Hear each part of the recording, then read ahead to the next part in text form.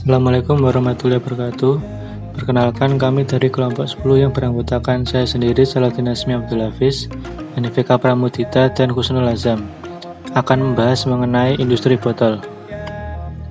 Di Indonesia sendiri, penggunaan plastik tidak dibatasi. Plastik banyak digunakan untuk kebutuhan alat rumah tangga dan produksi, khususnya untuk kemasan makanan dan minuman. Namun untuk botol plastik sendiri lebih ke kemasan minuman. Salah satu jenis botol plastik adalah botol berbahan PET yang semakin meningkat dikarenakan berkembangnya produk minuman siap saji. Kemasan jenis ini sangat digemari oleh industri minuman karena mudah dibentuk, kuat, transparan, higienis, ekonomis, dan tahan terhadap minyak dan gas sehingga dapat terhindar dari perubahan aroma dan kontaminan lainnya. Manfaat produk. Pada pembuatan produk ini digunakan polimer polyethylene terephthalate yang dalam pembentukan produk berupa botol plastik berfungsi sebagai bahan baku dan memberikan beberapa sifat yang memang diperlukan seperti kuat, transparan, dan daya tahan yang tinggi terhadap suhu atau pengaruh udara luar. Contoh pabrik di Indonesia dan dunia. Untuk pabrik yang ada di Indonesia diantaranya CV Kurnia Jaya Perkasa yang ada di Jawa Tengah Semarang, CV Karya Sentosa yang ada di Jawa Timur Pasuruan, PT Plastindo Makmur yang ada di Jawa Timur Surabaya, dan CV Global Teknik Utama yang ada di Jawa Barat Cikarang.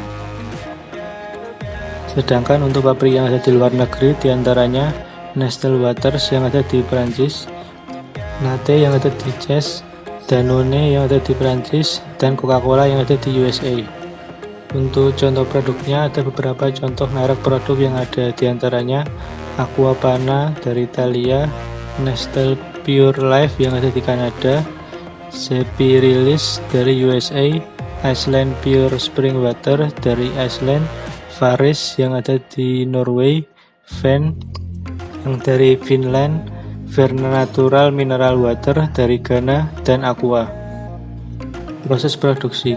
Kali ini membahas dua contoh proses produksi dari botol PET, polyethylene terephthalate, dan botol berbahan dasar kertas. Proses pembuatan botol plastik dilakukan secara bertahap. Botol plastik PET biasanya digunakan untuk botol minuman, botol jus, botol kecap, botol sambal, dan hampir semua botol minuman lainnya. PET merupakan polimer termoplastik yang transparan tergantung dengan penggunaan bahan yang tepat.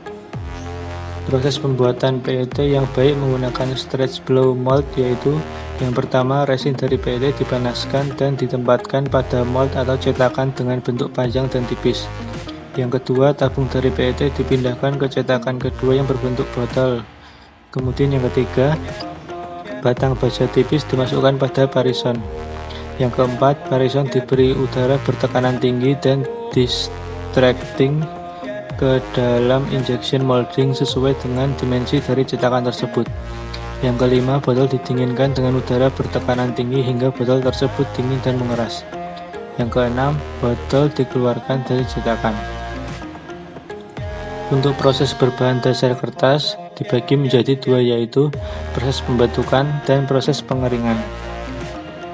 Pada proses pembentukan dilakukan dengan cara yang pertama, uap udara dihilangkan dengan menyedotnya menggunakan vakum.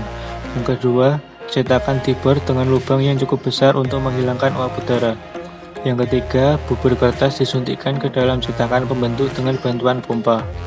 Yang keempat, pompa injeksi berhenti dan dengan bantuan dari vakum penghisap, air yang berada pada injeksi dikeluarkan dari bubur kertas.